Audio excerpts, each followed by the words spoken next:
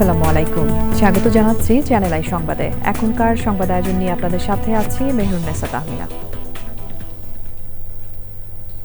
বিস্তারিত সংবাদের শুরুতে জানিয়ে দিচ্ছি ফ্রেশ আটা, ময়দা, সুজি সংবাদ শিরোনামগুলো।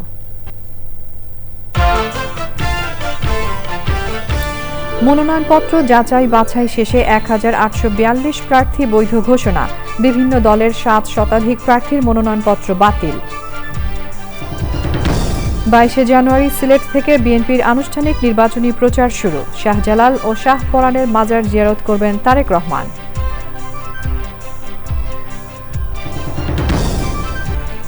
ভেনেজুয়েলার প্রেসিডেন্ট মাদুরো এখন নিউ ইয়র্কের বন্দি শিবিরে। আটকের ঘটনা বিপজ্জনক নজির বলে জাতিসংঘ মহাসচিবের মন্তব্য।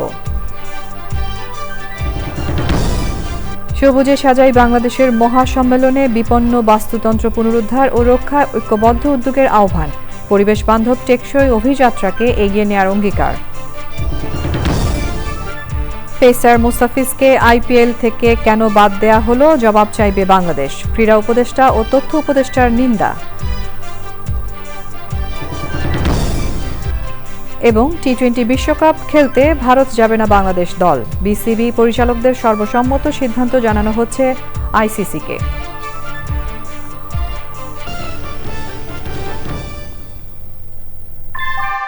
ভূমিকম্প সহনীয় মোস্ট ডিউরেবল দেশের প্রথম থার্মেক্স রড সালাম স্টিল। সালাম স্টিল বোঝে ডিউরেবিলিটি। সালাম স্টিল, মোস্ট ডিউরেবল স্টিল। সংবাদ শিরোনামগুলো জানাচ্ছিলাম। এখনকার সংবাদ আয়োজন একই সঙ্গে চ্যানেল আই এর ইউটিউব চ্যানেলে এবং চ্যানেল আই এর ওটিটি প্ল্যাটফর্ম আই স্ক্রিনে লাইভ স্ট্রিম হচ্ছে। এবার যাচ্ছে বিস্তারিত প্রসঙ্গে। আসন্ন ত্রয়োদশ জাতীয় সংসদ নির্বাচনে মনোনয়নপত্র যাচাই বাছাই শেষ হয়েছে আজ। তফসিল অনুযায়ী সারা দেশের ৩০০ আসনে প্রাথমিকভাবে প্রার্থীদের মনোনয়নপত্রের সংখ্যা চূড়ান্ত করেছে কমিশন। প্রাথমিক বাছাইয়ে বিএনপি, জামায়াত, জাতীয় পার্টি, সিপিবি ও স্বতন্ত্র সহ ৭ শতাধিক প্রার্থীর মনোনয়নপত্র বাতিল ও স্থগিত করা হয়েছে। তবে রিটার্নিং অফিসারের সিদ্ধান্তের বিরুদ্ধে নির্ধারিত সময়ে আপিল করার সুযোগ থাকছে প্রার্থীদের। সাদি মাহমুদের রিপোর্ট। ২৯ ডিসেম্বর পর্যন্ত সারা দেশের ৩০০ নির্বাচনী আসনে ২৫৬৮টি মনোনয়নপত্র দাখিল করা হয়েছিল। যাচাই বাছাই শেষে বৈধ প্রার্থীর সংখ্যা ১,৮৪২ আর মনোনয়নপত্র বাতিল হয়েছে ৭২৩ জনের। মনোনয়নপত্র যাচাই বাছাইয়ে বেশি বাদ পড়েছেন স্বতন্ত্র প্রার্থীরা। নির্বাচনী এলাকার ১% ভোটারের সমর্থনসূচক স্বাক্ষরের সমস্যা থাকার কারণে বাদ পড়েছেন তারা। ক্রেডিট কার্ড সংক্রান্ত জটিলতা, মামলার তথ্য হলফনামায় যথাযথভাবে দাখিল না করাতেও মনোনয়নপত্র বাতিল হয়েছে। ঢাকা ৯-এর আলোচিত স্বতন্ত্র প্রার্থী ও এনসিপির সাবেক নেত্রী তাসনিম জারার মনোনয়ন যাচাই বাছাইয়ের প্রথম দিনই বাতিল করেছেন রিটার্নিং কর্মকর্তা। ঢাকা ১৮ আসনের স্বতন্ত্র প্রার্থী মহিউদ্দিন রনিও বাদ পড়েছেন। হলফনামায় দেওয়া তথ্যে বড় ধরনের গরমিল পাওয়ায় বগুড়া ২ আসনের নাগরিক ঐক্যের সভাপতি মাহমুদুর রহমান মান্নার মনোনয়ন বাতিল হলেও ঢাকা ১৮তে বৈধতা পেয়েছে।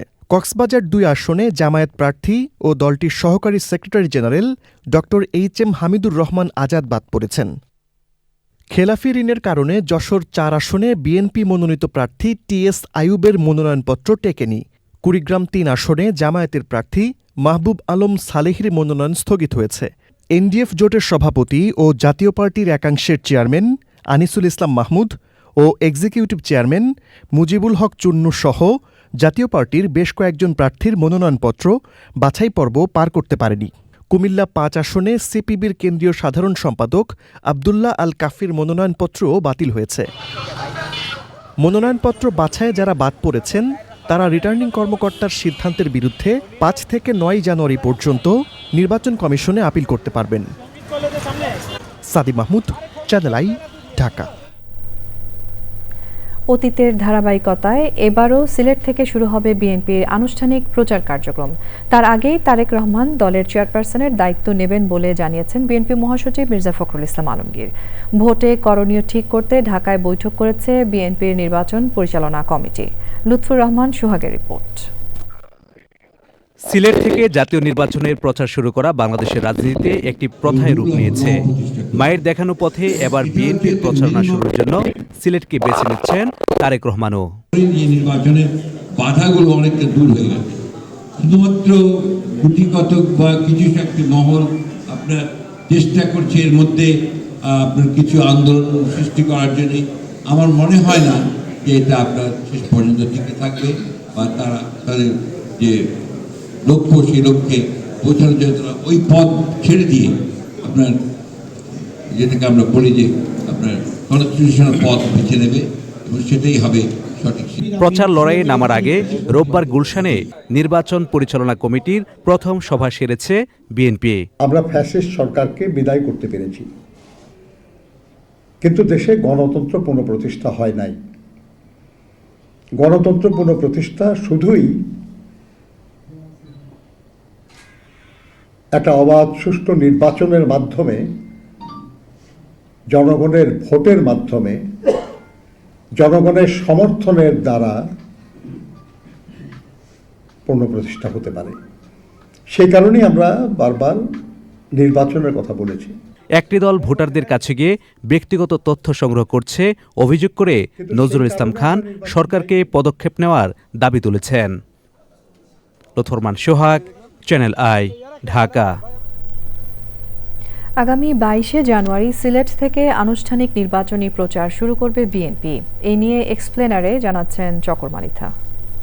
ঐতিহ্যের ধারাবাহিকতায় এবারও সিলেটের হজরত শাহজালাল রহমতুল্লাহ আলাহি এবং শাহ পরান রহমতুল্লাহ আলাহির মাজার জিয়ারত করে ত্রয়োদশ জাতীয় সংসদ নির্বাচনের আনুষ্ঠানিক নির্বাচনী প্রচার কার্যক্রম শুরু করবেন বিএনপির ভারপ্রাপ্ত চেয়ারম্যান তারেক রহমান।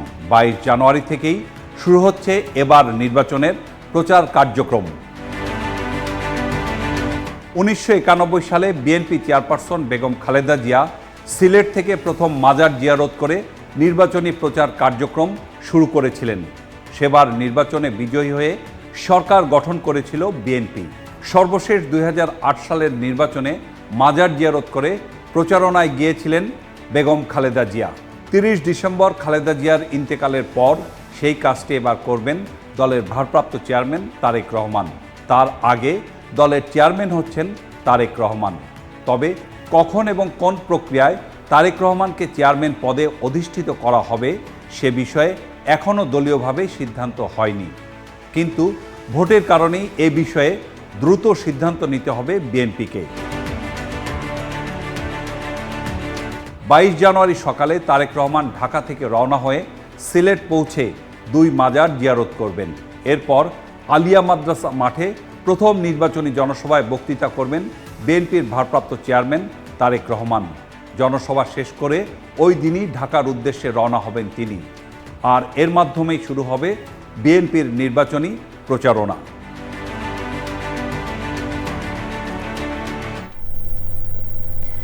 গুমের শিকার হওয়ার পর যারা জীবিত ফিরেছেন তাদের মধ্যে 75% জামায়াত শিবিরের নেতাকর্মী, 22% বিএনপি ও অঙ্গ সংগঠনের নেতাকর্মী।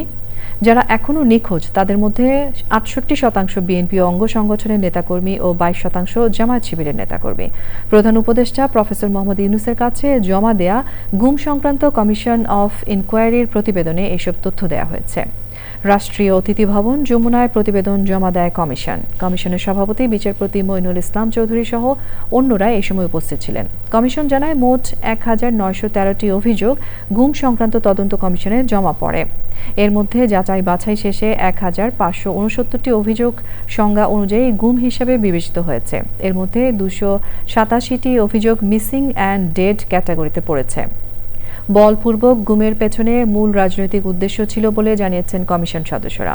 অক্লান্ত পরিশ্রম ও দৃঢ় মনোবলের জন্য গুম তদন্ত কমিশনের সদস্যদের ধন্যবাদ জানিয়ে প্রধান উপদেষ্টা প্রফেসর ইউনূস। প্রধান উপদেষ্টা বলেন, বাংলাদেশের সব প্রতিষ্ঠানকে দুমড়ে মুচড়ে গণতন্ত্রের লেবাস পরে মানুষের উপর কি পৈশাচিক আচরণ করা যেতে পারে তার ডকুমেন্টেশন এই রিপোর্ট।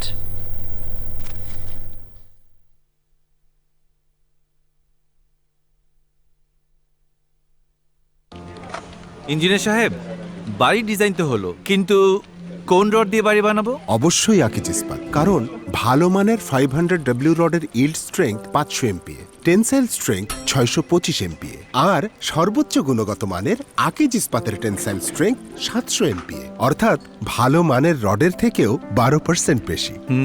বুঝেছি, এখনই অর্ডার করছি অধিক শক্তিশালী আকিজ ইস্পাত। আকিজ ইস্পাত, কমিটেড টু কোয়ালিটি। বিএনপির ভারপ্রাপ্ত চেয়ারম্যান তারেক রহমানের সঙ্গে বৈঠক করেছেন দেশের শীর্ষ ব্যবসায়ী ও শিল্প উদ্যোক্তারা। সন্ধ্যায় রাজধানীর গুলশানে বিএনপি চেয়ারপারসনের রাজনৈতিক কার্যালয়ে বৈঠক শেষে বিএনপির স্থায়ী কমিটির সদস্য আমির খসরু মাহমুদ চৌধুরী বলেন, ক্ষমতায় এলে ব্যবসায়ীদের সব সমস্যার সমাধান করা হবে।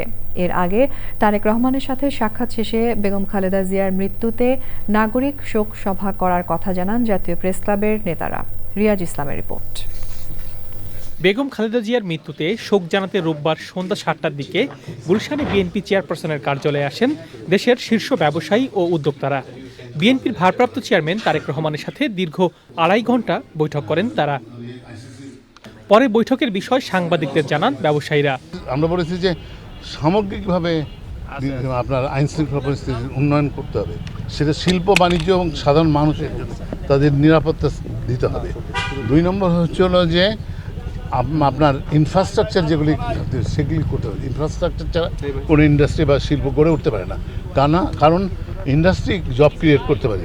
বিএনপি সরকার গঠন করলে দেশের অর্থনীতিকে এগিয়ে নিতে ব্যবসা বান্ধব পরিবেশ নিশ্চিতের আশ্বাস দিয়েছেন দলের ভারপ্রাপ্ত চেয়ারম্যান তারেক রহমান। এখানে যে চাঁদাবাজির সমস্যা, এখানে যে উচ্চ ব্যাংকের সুদের সমস্যা, এখানে বিভিন্ন জায়গায় দুর্নীতির কারণে ব্যবসার কস্ট যেটা বেড়ে যাচ্ছে, সেটার বেশি মূল্য দিতে হচ্ছে বাংলাদেশের জনগণকে। কারণ এগুলো সব কিছুর কারণে দ্রব্যমূল্য বাড়ছে এবং অন্যদিকে ব্যবসায়ীরাও এই প্রতিকূল অবস্থায় তাদের ব্যবসা চালাতে পারছে না, তারা বিনিয়োগ করতে পারছে না, বিনিয়োগ বাড়াতে পারছে না। আর বাংলাদেশের ব্যবসায়ী যদি বিনিয়োগ না করে বিদেশিরা এখানে কিভাবে বিনিয়োগ করবে? সব সমস্যাগুলো আলোচনা হয়েছে। এর আগে জাতীয় প্রেস ক্লাবের নেতারা দেখা করেন বিএনপির ভারপ্রাপ্ত চেয়ারম্যানের সাথে। আমরা একটা নাগরিক শোক সভার আয়োজন করব ব্যাপক আকারে, সেখানে আমাদের একটা প্রকাশনাও থাকবে। সেখানে আমন্ত্রণ জানানোর জন্য আমরা এসেছি আনুষ্ঠানিকভাবে। উনি সম্মতি দান করেছেন এবং ওনার সুবিধাজনক সময়ে, দ্রুততম সময়ে সেই শোক সভাটি অনুষ্ঠিত হবে। বেগম খালেদা জিয়ার মৃত্যুতে জাতীয় প্রেস ক্লাব নাগরিক শোক সভার আয়োজন করবে। রিয়াজ ইসলাম, চ্যানেল আই, ঢাকা। জাতীয় পার্টিকে নির্বাচনে অংশ নিতে দেয়াকে এজেন্সির খেলা হিসেবে আখ্যায়িত করেছেন এনসিপির সদস্য সচিব আখতার হোসেন। বলেন, আইনের ফাঁক ফোকর দেখিয়ে ইসি জাতীয় পার্টিকে নির্বাচনে অংশ নেওয়ার সুযোগ করে দিচ্ছে। আমেরিকান দূতাবাসে বৈঠক শেষে সন্ধ্যায় এনসিপির অস্থায়ী কেন্দ্রীয় কার্যালয়ে সংবাদ সম্মেলনে এসব অভিযোগ করে আখতার হোসেন আরও বলেন, মনোনয়নপত্র যাচাই বাছাইয়ের ক্ষেত্রে ইসি পক্ষপাতিত্ব করেছে। আমেরিকান দূতাবাসের প্রতিনিধিদের আগামী নির্বাচনের পরিবেশ, প্রস্তুতি এবং জোট গঠনের বিষয়গুলো অবহিত করেছে এনসিপি।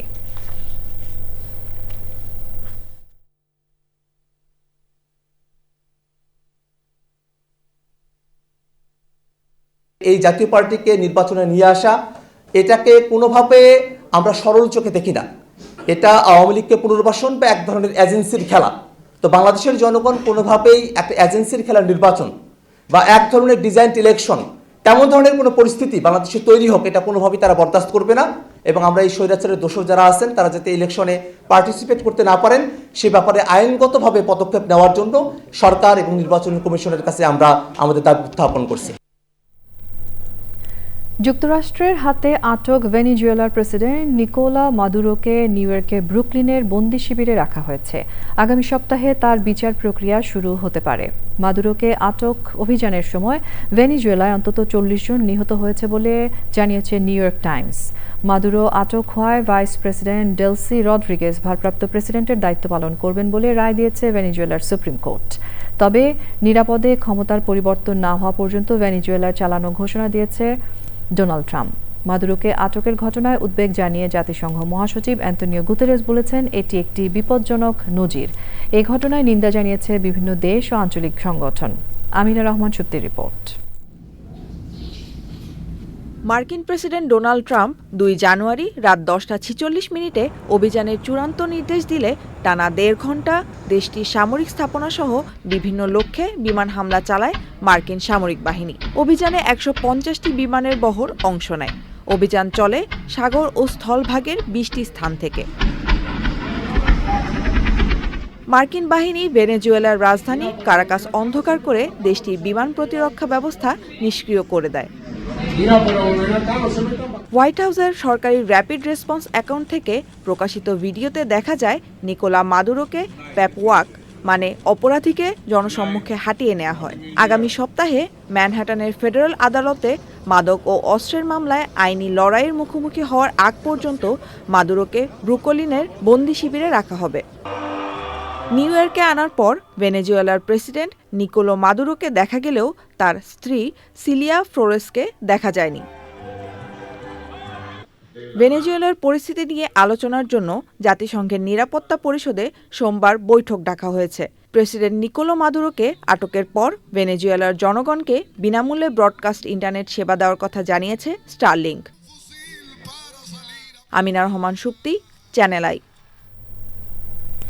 ভেনেজুয়েলার প্রেসিডেন্ট নিকোলা মাদুরো ও তার স্ত্রী সিলিয়া ফ্লোরেসকে যুক্তরাষ্ট্রের আটকের ঘটনায় বিশ্বজুড়ে নিন্দা ও প্রতিবাদের ঝড় উঠেছে।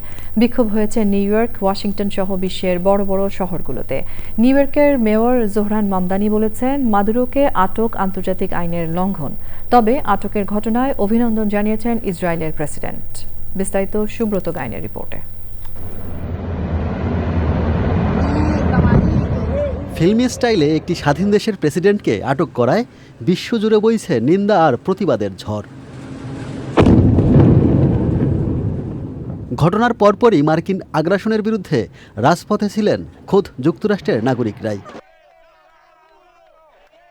প্রতিবাদী জনতার ঢল নামে নিউ ইয়র্ক সিটির টাইমস স্কোয়ারে। বাদ পড়েনি যুক্তরাষ্ট্রের রাজধানী ওয়াশিংটন ডিসিও। হোয়াইট হাউসের সামনে জড়ো হয়ে ট্রাম্প বিরোধী স্লোগান দিয়েছেন বিক্ষোভকারীরা। নিউ ইয়র্কের প্রথম মুসলিম মেয়র জোহরান মামদানি বলেন, মাদুরোকে আটক আন্তর্জাতিক আইনের লঙ্ঘন। That is not a belief that will sustain itself in the absence of action, in the absence of actually delivering for them. জার্মানির বার্লিনে ব্রান্ডেনবার্গ গেটের কাছে মার্কিন সামরিক অভিযান নিয়ে প্রতিবাদ জানিয়েছে মানুষ। এই আটককে মার্কিন আগ্রাসন হিসেবে নিন্দা জানিয়েছে ভারতের communist party of India CPM. নিন্দা জানিয়ে মাদুরো ও তার স্ত্রীকে মুক্তির দাবি জানিয়েছে রাশিয়া, চীন, ইরান সহ বেশ কয়েকটি দেশ। অভিযানের বিরোধিতা জানিয়েছে ব্রাজিল, কলম্বিয়া ও কিউবা। তবে ভেনেজুয়েলায় যুক্তরাষ্ট্রের হামলা ও প্রেসিডেন্টকে আটকের ব্যাপারে সমর্থন জানিয়েছে আর্জেন্টিনা, ইসরায়েল, ফ্রান্স সহ ইউরোপীয় ইউনিয়নের শীর্ষ কূটনীতিকরা। Subrata Gain, channel I. দীর্ঘদিনের নিখুঁত পরিকল্পনায় যুক্তরাষ্ট্র আটক করে ভেনেজুয়েলার প্রেসিডেন্ট নিকোলা মাদুরো ও তার স্ত্রীকে। কয়েক মাসের সেই পরিকল্পনায় যুক্তরাষ্ট্র নিয়োগ দেয় দক্ষ গোয়েন্দা। মাদুরো সরকারের মধ্যে তৈরি করা হয় তথ্যদাতা। খাওয়া থেকে শুরু করে ঘুমানো, মাদুরোর প্রতি মুহূর্তের গতিবিধির উপর নজর রাখতে থাকেন মার্কিন গোয়েন্দারা। তারপরই চূড়ান্ত অভিযান। নজিরবিহীন সেই অভিযানের কথা জানাচ্ছেন আমিনা রহমান সুপ্তি। ২৬ বছর আগেও ঘটেছিল একই ঘটনা। পানামার প্রেসিডেন্ট নোরিয়েগাকে নিজ দেশ থেকে তুলে নিয়ে গিয়েছিল বুশ প্রশাসন। ইতিহাসের পুনরাবৃত্তি ঘটিয়ে ২০২৬ সালের ৩ জানুয়ারি দ্বিতীয়বারের মতো ঘটানো হলো সেই বিরল ঘটনা। তার চেয়েও বিরল এর নিখুঁত পরিকল্পনা। প্রতিটি ধাপই গোপনীয় থেকে অতি গোপনীয়।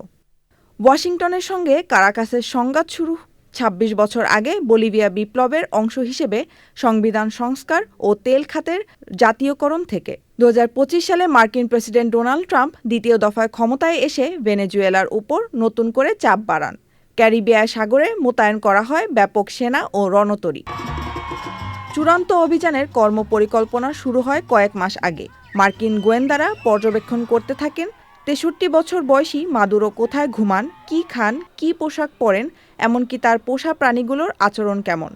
এছাড়া মাদুরোর বাসভবনের প্রবেশপথ অনুশীলনের জন্য যুক্তরাষ্ট্রের বিশেষ বাহিনী ওই ভবনের হুবহু একটি প্রতিরূপও তৈরি করে।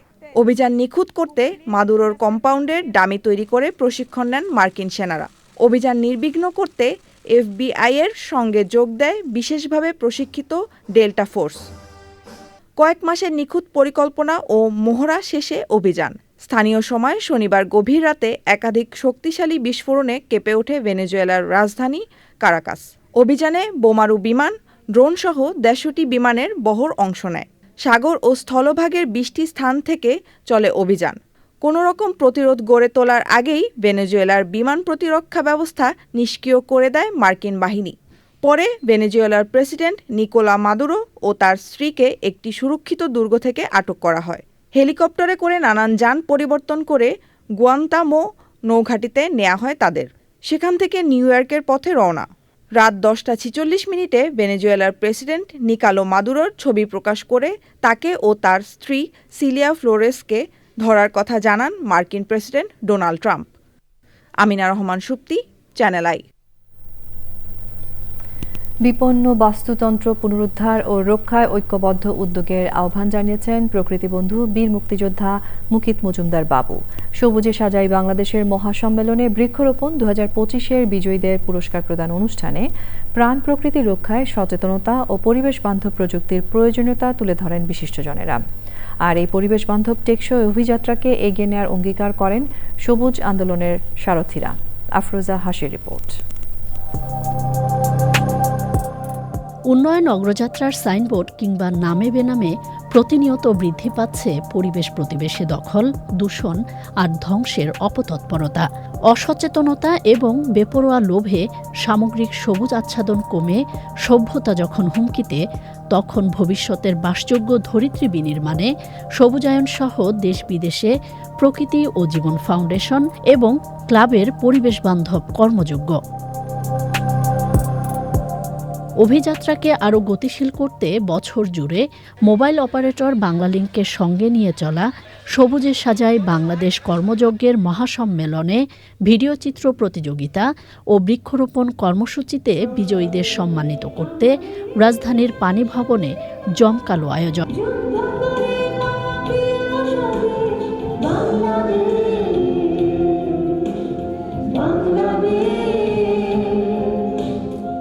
ধরিত্রী রক্ষার অভিযাত্রীদের স্বীকৃতি কর্মকাণ্ডে গতি আনবে বলে মনে করেন সুধীজনরা।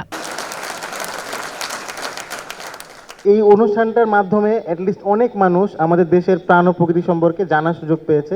আমরা সবাই যেন আমাদের যত্রতত্র ময়লাগুলো না ফেলি। এই ধরনের প্রোগ্রাম যেন ভবিষ্যতে হয়। আমরা আমাদের দায়িত্ব থেকে আরও কাজ করব এই অঙ্গীকার করছি। এই চলতি বছর 1,13,000 আমরা বৃক্ষরোপণ করেছি। আশা করি সামনে আমরা আরো ভালো করব। পরিবেশগত সংকট মোকাবেলায় নিরলস প্রকৃতি ও জীবন ক্লাবকে রোল মডেল হিসেবে আখ্যায়িত করেন বিশিষ্টজনরা। গাছ যে লাগানো কত ইম্পর্টেন্ট, কত যে এটা কিন্তু সবার জন্য এটা আমাদের জানাই দেওয়া উচিত। আমরা সেভাবেই কিন্তু আমরা চিন্তা করেছি যে পার্টনারশিপ করার জন্য। বাবু ভাই প্রকৃতি ও জীবন ফাউন্ডেশন শুরু করেছিলেন 2009 সালে। আজকে প্রায় 17 বছর পরে উনি যে জায়গায় দাঁড়িয়েছেন মানুষের জন্যে, যেটি করছেন যে মানুষকে সম্পৃক্ত করেই মানুষের জন্য করছেন। দেশীয় বিপন্ন যে বৃক্ষগুলো যেগুলো আপনাদের বাড়ির আশেপাশে সব সময় ছিল, সেই গাছগুলো যাতে আপনাদের বৃক্ষরোপণের তালিকায় আসে। এই যে মহৎ উদ্যোগ বাংলাদেশকে সবুজে সাজানো বা সবুজে সাজাই বাংলাদেশ, এই কার্যক্রম চালু থাকবে। বাংলাদেশে প্রায় 1.5 কোটি মানুষের যে অক্সিজেনের সংস্থান করেছে এই প্রকৃতি জীবন ফাউন্ডেশন। তাহলে এত বড় কন্ট্রিবিউশন আমি মনে করি বাংলাদেশের কোনো প্রতিষ্ঠান এইভাবে এককভাবে দিতে পারছে না। নিজেদের অস্তিত্বের স্বার্থে পরিবেশ ও জীববৈচিত্র্য রক্ষায় তরুণ প্রজন্ম সহ সার্বিক সম্পৃক্ততার আহ্বান জানান প্রকৃতি বন্ধু বীর মুক্তিযোদ্ধা মুকিত মজুমদার বাবু। আমরাই কিন্তু একসাথেই এই কাজটি করেছি এবং এই কাজটি খুব বেশি দরকার বাংলাদেশের জন্য। বাংলাদেশের সবচেয়ে বড় প্রয়োজন পরিবেশ প্রকৃতিকে ভালো রাখা। আজকে যদি আমরা মরুভূমির দেশ যেগুলোর দিকে দেখি, মধ্যপ্রাচ্যের দিকে দেখি, তাহলে কি দেখি আমরা?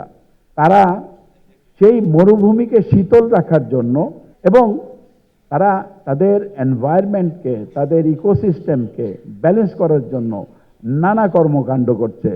যে দেশে কিছুই নাই সেখানে তারা লক্ষ লক্ষ কোটি কোটি ডলার খরচ করে এই কাজটি করছে।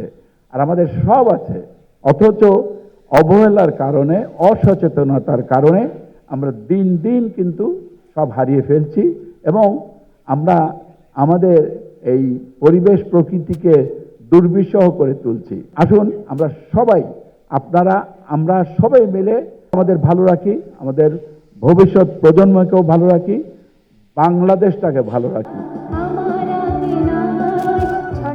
প্রকৃতি ও জীবন মিউজিক ক্লাব এবং জনপ্রিয় শিল্পীদের মনোজ্ঞ সাংস্কৃতিক পরিবেশনায় পর্দা নামে আয়োজনের।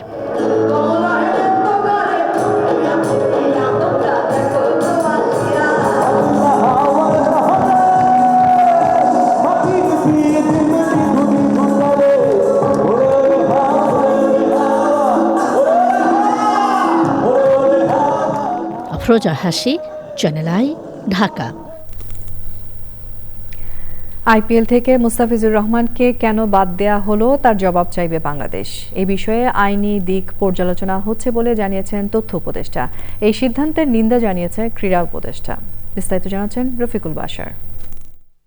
ভারতের ক্রিকেট লিগ আইপিএলে এবার মুস্তাফিজুর রহমানকে 9 কোটি 20 লাখ টাকায় দলে নেয় কলকাতা নাইট রাইডার্স।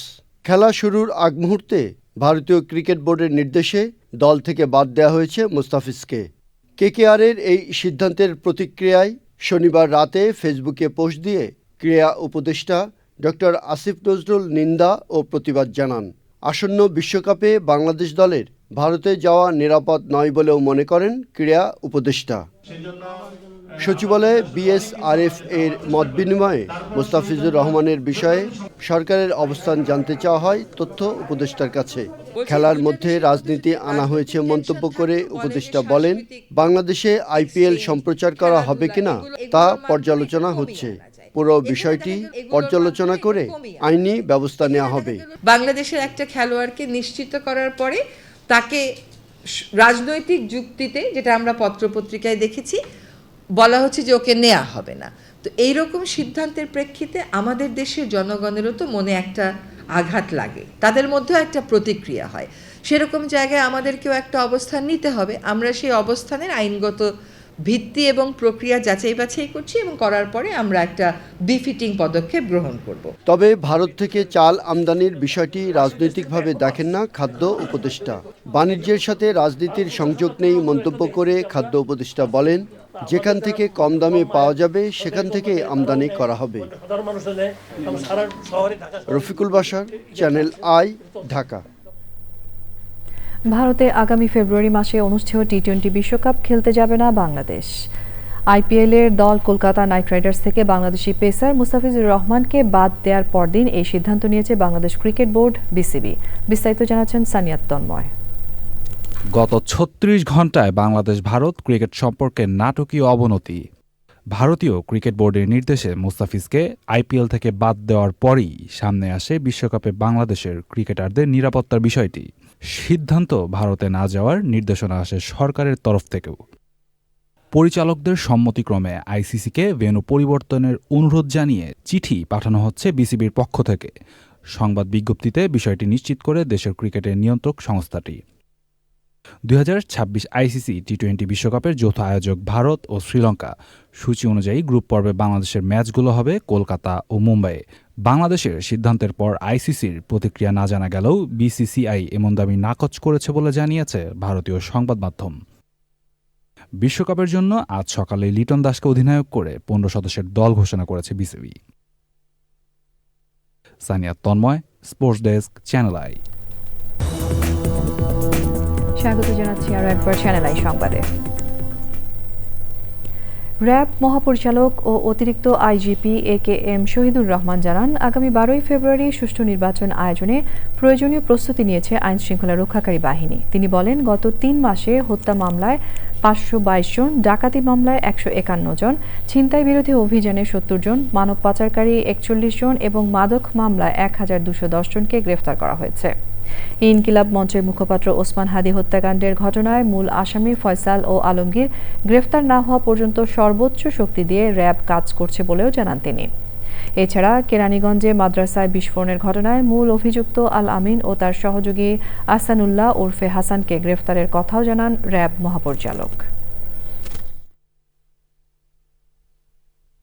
যে ভোট কেন্দ্রে পুলিশ আনসার থাকবে এবং স্ট্রাইকিং হিসাবে বা মোবাইল ডিউটি হিসাবে বিজিবি, সেনাবাহিনী, র্যাব, কোস্টগার্ড এরা দায়িত্ব পালন করবে।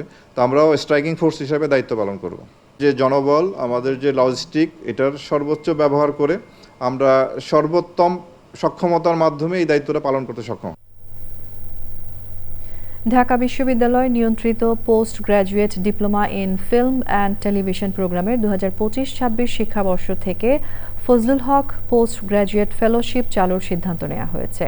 আজ পাঠশালা সাউথ এশিয়ান মিডিয়া ইনস্টিটিউটের চলচ্চিত্র ও টেলিভিশন বিভাগে উত্তীর্ণ শিক্ষার্থীদের সার্টিফিকেট প্রদান উপলক্ষে এক অনুষ্ঠানে এই সিদ্ধান্ত নেওয়া হয়। এই সময় বিশিষ্ট টেলিভিশন ব্যক্তিত্ব ও চ্যানেল আই এর ব্যবস্থাপনা পরিচালক ফরিদুর রেজা সাগরের পক্ষে অনন্যা রুমা ফেলোশিপের ঘোষণা দেন। ইনস্টিটিউটের অধ্যক্ষ অধ্যাপক খ ম হারুন ফেলোশিপ চালুর জন্য চ্যানেল আই কর্তৃপক্ষের প্রতি কৃতজ্ঞতা প্রকাশ করেন। বাংলাদেশ চলচ্চিত্র পরিচালক সমিতির আজীবন সদস্য ও প্রখ্যাত চিত্রগ্রাহক আব্দুল লতিফ বাচ্চু মারা গেছেন। ইন্না লিল্লাহি ওয়া ইন্না ইলাইহি রাজিউন।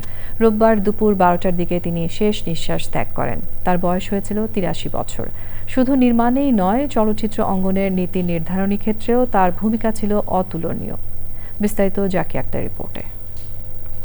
দীর্ঘদিন ধরেই নানা শারীরিক জটিলতায় ভুগছিলেন বরেণ্য চলচ্চিত্র চিত্রগ্রাহক ও পরিচালক আব্দুল লতিফ বাচ্চু। চলচ্চিত্র ও নাট্য জগতে দীর্ঘদিনের সৃজনশীল ও বিচক্ষণ অবদানের জন্য আব্দুল লতিফ বাচ্চু ছিলেন অত্যন্ত সম্মানিত। তার পরিচালিত জনপ্রিয় চলচ্চিত্র নতুন বউ, হাতকড়া, জাদুর বাঁশি দর্শক হৃদয়ে আজও স্মরণীয়। 80-র দশকে তার চিত্রগ্রহণের বৈচিত্র্য ও মুন্সিয়ানা চলচ্চিত্র প্রেমীদের মন ছুঁয়ে গেছে। সুবোধ বালকটির মতো সে বাড়িতে খেতে চলে আসবে, এই তোমার বিশ্বাস না? সিনেমায় তার কাজ চলচ্চিত্র বোদ্ধা ও তরুণ নির্মাতাদের কাছে আজও প্রশংসিত। ভালো গুণী শিক্ষক ছিল বলেই চিত্রগ্রাহক আব্দুল লতিফ বাচ্চু সরকারি সেন্সর বোর্ড ও জুরি বোর্ডের দায়িত্ব পালন করেছেন। পাশাপাশি চলচ্চিত্র সংশ্লিষ্ট বিভিন্ন সংগঠনের নির্বাচনে একাধিকবার নির্বাচন কমিশনার হিসেবেও দায়িত্ব পালন করেছেন তিনি। আব্দুল লতিফ বাচ্চু তার দীর্ঘ ক্যারিয়ারে বাচ্চুশ্বাস পুরস্কার ছাড়াও ফজলুল হক স্মৃতি পুরস্কারে ভূষিত হয়েছেন। Zakia Akter, channel I, Dhaka. এবারে রয়েছে নিটুল টাটা আন্তর্জাতিক সংবাদ।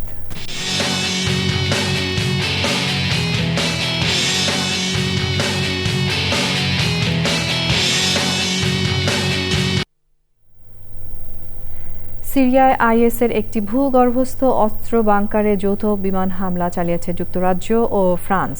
শনিবার সন্ধ্যায় এই হামলা চালানো হয়। যুক্তরাজ্যের প্রতিরক্ষা মন্ত্রণালয় জানিয়েছে, রয়্যাল এয়ার ফোর্সের টাইফুন যুদ্ধবিমান ফরাসি বিমান বাহিনীর সঙ্গে এই অভিযানে অংশ নেয়। গোয়েন্দা তথ্যের ভিত্তিতে পালমিরার উত্তরে পাহাড়ি এলাকায় অবস্থিত বাংকারটিতে অস্ত্র ও বিস্ফোরক মজুদ ছিল। ভূগর্ভস্থ বাংকারে প্রবেশ সুড়ঙ্গগুলো লক্ষ্য করে এই বিমান হামলা চালানো হয়। আইএসের পুনরুদ্ধার ঠেকাতেই এই অভিযান বলে জানিয়েছে যুক্তরাজ্য। আইস্ক্রিন সাংস্কৃতিক সংবাদ।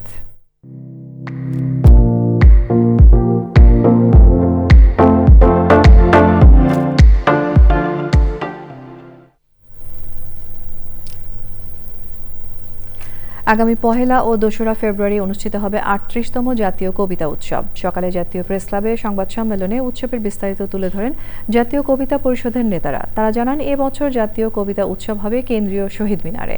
2 দিনব্যাপী উৎসবের উদ্বোধন করবেন জুলাই যোদ্ধা শহীদ মীর মাহফুজুর রহমান মুগ্ধর বাবা মীর মোস্তাফিজুর রহমান। আয়োজনে থাকছে সেমিনার, কবিতা পাঠ, সঙ্গীত ও নৃত্য পরিবেশনা। সংবাদ সম্মেলনে ছিলেন জাতীয় কবিতা পরিষদের সভাপতি মোহন রায়হান, সাধারণ সম্পাদক কবি রেজাউদ্দিন স্টালিন, জাতীয় প্রেস ক্লাবের সভাপতি কবি হাসান হাফিজ সহ বিশিষ্টজনেরা। আমরা অত্যন্ত দৃঢ় কণ্ঠে জানিয়ে দিতে চাই, লক্ষ লক্ষ শহীদের রক্ত আর মা বোনের সম্ভ্রমের বিনিময়ে কষ্টার্জিত এই স্বাধীন সার্বভৌম বাংলাদেশ কখনোই এই পরাজিত দানবের হাতে তুলে দিতে দেব না, দেব না, দেব না। জনগণের স্বপ্ন আকাঙ্ক্ষার রূপকার কবিরা তাই আবার রুখে দাঁড়াবে। এবারে রয়েছে ঢাকা ব্যাংক পিএলসি বাণিজ্য সংবাদ।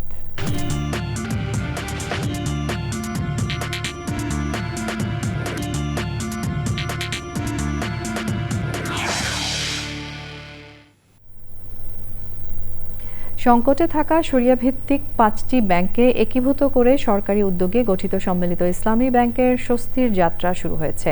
নতুন বছরের প্রথম দিনে কার্যক্রম শুরুর পর দ্বিতীয় কার্যদিবসে 2 লাখ টাকা করে তুলেছেন গ্রাহকরা। তবে টাকা তুলতে পারেননি বলে অভিযোগ করেছেন অনেক গ্রাহক। বাংলাদেশ ব্যাংক বলেছে, সরকারি এই ইসলামী ব্যাংক আস্তে আস্তে সব দায় দেনা পরিশোধ করে লাভের মুখ দেখতে পারবে। পরাগ আজমের রিপোর্ট। দেশে ইসলামী শরিয়া ভিত্তিক 5টি ব্যাংক খোদ মালিক পক্ষেরই লুটপাট ও অনিয়মের কারণে বিগত সরকারের আমলে সংকটে পড়ে। ব্যাংকগুলো হলো ফার্স্ট সিকিউরিটি ইসলামী ব্যাংক, এক্সিম ব্যাংক, গ্লোবাল ইসলামী ব্যাংক, ইউনিয়ন ব্যাংক ও সোশ্যাল ইসলামী ব্যাংক। বর্তমান অন্তর্বর্তী সরকার দায়িত্ব গ্রহণের পর ব্যাংকগুলোকে একত্রিত বা মার্জারের সিদ্ধান্ত গ্রহণ করে। নাম দেওয়া হয় সম্মিলিত ইসলামী ব্যাংক। কাঙ্ক্ষিত ওই সরকারি ব্যাংকের যাত্রা শুরু হয়েছে 1 জানুয়ারি থেকে। আজকে প্রত্যেকেই, বিশেষ করে সেভিংস এবং কারেন্ট অ্যাকাউন্ট যাদের আছে, তারা প্রত্যেকেই কিন্তু 2 লক্ষ টাকা করে উত্তোলনের সুযোগ পাচ্ছে। এর পাশাপাশি তাদের অবশিষ্ট যে যদি কারো ডিপোজিট থেকে থাকে তার উপর কিন্তু ব্যাংক রেটে প্রচলিত রেটে ওনাদেরকে মুনাফাও দেওয়া হবে। অর্থাৎ তাদের যে আমানত এখন শতভাগ সুরক্ষিত রাষ্ট্রের কাছে। রোববার ব্যাংকের শাখাগুলোতে গিয়ে দেখা গেল 2 লাখ করে টাকা তুলতে পারছেন গ্রাহকরা। তবে টাকা তুলতে পারেননি অনেকে। 1.5 লাখ টাকা দিছে। ছিল কত? 2,42,000। আমার আবার এখানে ডিপিএস আছে, ডিপিএস এর সাথে লিঙ্ক আপ করার দরুন আপাতত টাকাটা আমাকে বলছে পরে উঠানোর জন্য 1 সপ্তাহ সময় নিচ্ছে, একটা নির্দেশনা আসবে।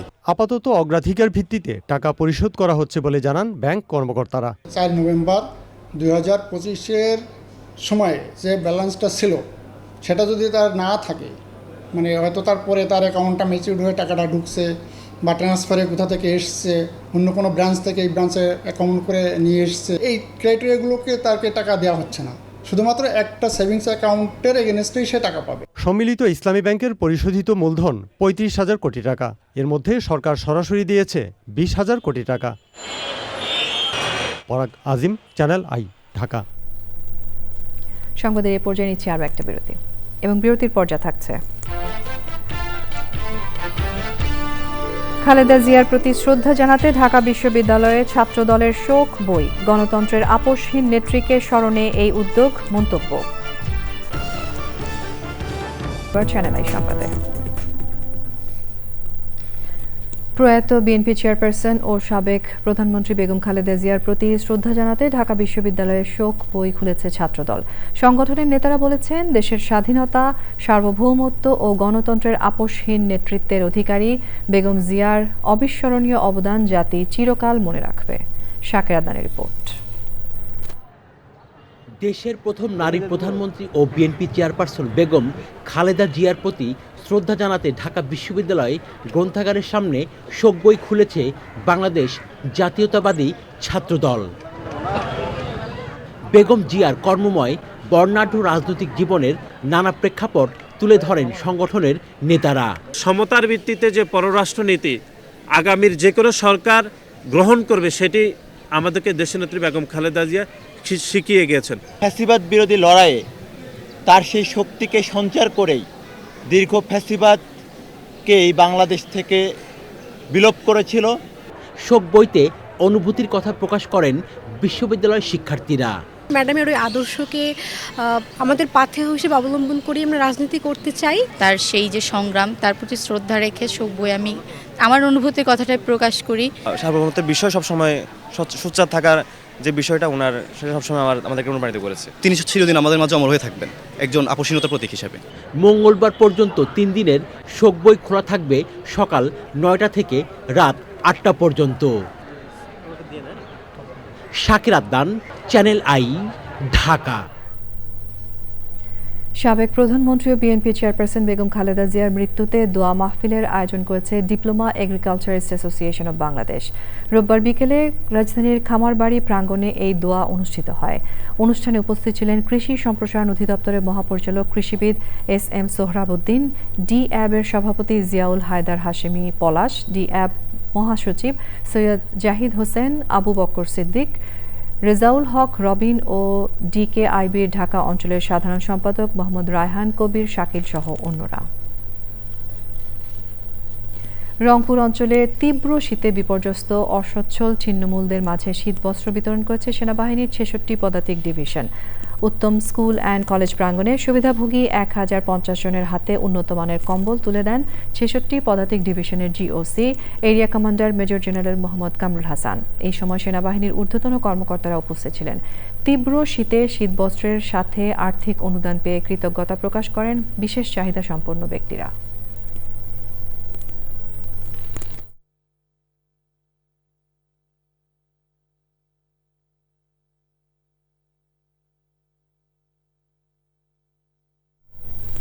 সংবাদের এই পর্যায়ে আমরা নিচ্ছি আরও একটা বিরতি এবং বিরতির পর খেলার খবরে যা থাকছে। টি-20 বিশ্বকাপের জন্য বাংলাদেশ দল ঘোষণা। লিটন দাসের অধিনায়কত্বে গড়া স্কোয়াডে নেই দুই সাবেক অধিনায়ক নাজমুল শান্ত ও জাকের আলী অনিক। স্বাগত জানাচ্ছি আরও একবার চ্যানেল আই সংবাদে। মোবাইল হ্যান্ডসেট খুচরা বিক্রেতাদের আরেকটা সুযোগ দিতে চায় সরকার। প্রধান উপদেষ্টার বিশেষ সহকারী ফয়েজ আহমদ তৈয়ব বলেছেন, তারা চাইলে গত বছরে আমদানি করা ফোন সেট আগের নিয়মেই তালিকাভুক্ত করে নিতে পারবেন। তবে লাইভ রানে থাকা NEIR কোনোভাবেই বন্ধ হবে না। মার্চের পর থেকে অবৈধ হ্যান্ডসেটগুলো বন্ধ হয়ে যাবে। পান্থ রহমান জানাচ্ছেন বিস্তারিত। মোবাইল হ্যান্ডসেট নিবন্ধন প্রক্রিয়া NEIR নিয়ে মুখোমুখি অবস্থানে সরকার এবং খুচরা ফোন সেট বিক্রেতারা। পূর্ব ঘোষণা অনুযায়ী জানুয়ারির প্রথম দিন থেকেই NEIR প্রক্রিয়ার লাইভ রান শুরু করে বিটিআরসি, আর দ্বিতীয় দিনেই সহিংস প্রতিক্রিয়া বিক্রেতাদের। ভাঙচুর করে নিয়ন্ত্রক সংস্থা বিটিআরসি কার্যালয়। তবে নিরাপদ ডিজিটাল প্ল্যাটফর্ম তৈরির লক্ষ্যে অটল সরকার। শুল্ক কমানো নিয়ে আসলে দাবি তোলা হলেও মুখ্য উদ্দেশ্য সেটা না। মুখ্য উদ্দেশ্য হলো অবৈধভাবে ফোন আমদানির সুযোগটা চালু রাখা। দাবি দেওয়ার জন্য আমাদের আলোচনার মাধ্যমে সমাধান করতে হবে। কিছু আলোচনা করতে হবে সরকারের সাথে, কিছু আলোচনা করতে হবে খুচরা ব্যবসায়ী এবং উৎপাদকদের মাধ্যমে। তিনি আবারও NEIR কার্যক্রমে যুক্ত হতে ব্যবসায়ীদের আহ্বান জানান।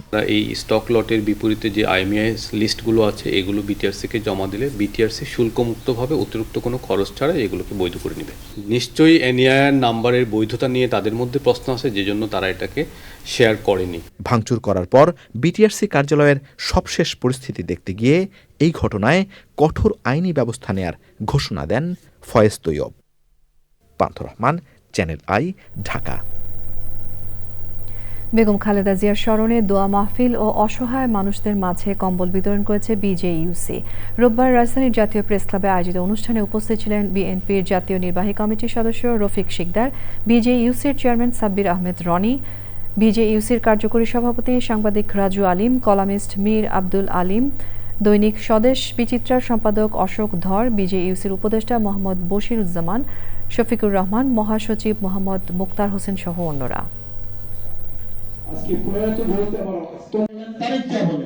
তাদের নিজের পাওয়ার কিছু ছিল না, শুধু খবরকে তুমি জান্নাত বানায়া দাও। আয় আল্লাহ, দুনিয়াতে চলাকাল ওটাও দেন। এবারে জানাবো খেলার খবর।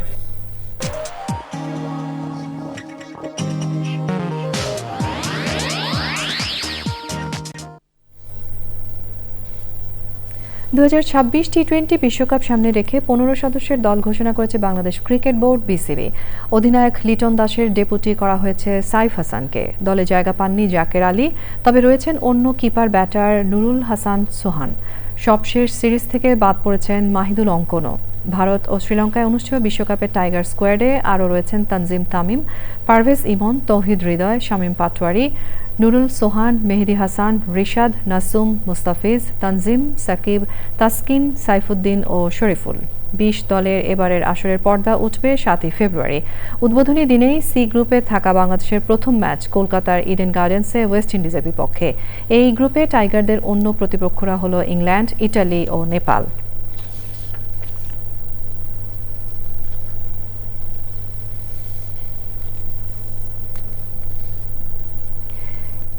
সংবাদ শেষ করব ফ্রেশ আটা ময়দা সুজি সংবাদ শিরোনামগুলো আরও একবার জানিয়ে দিয়ে। মনোনয়নপত্র যাচাই বাছাই শেষে 1842 প্রার্থী বৈধ ঘোষণা। বিভিন্ন দলের 7 শতাধিক প্রার্থীর মনোনয়নপত্র বাতিল। 22 জানুয়ারি সিলেট থেকে বিএনপির আনুষ্ঠানিক নির্বাচনী প্রচার শুরু। শাহজালাল ও শাহপরানের মাজার জিয়ারত করবেন তারেক রহমান।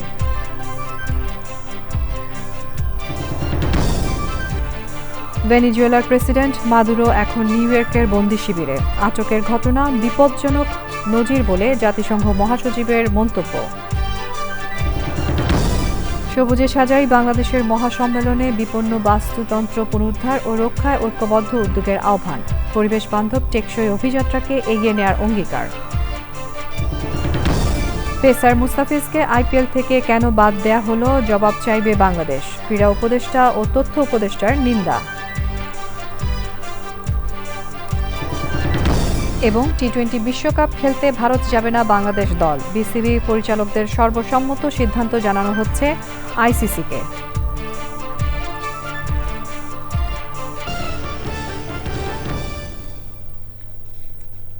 প্রিয় দর্শক, এরই সঙ্গে শেষ করছি এখনকার সংবাদ আয়োজন। ধন্যবাদ এতক্ষণ আমাদের সঙ্গে থাকার জন্য।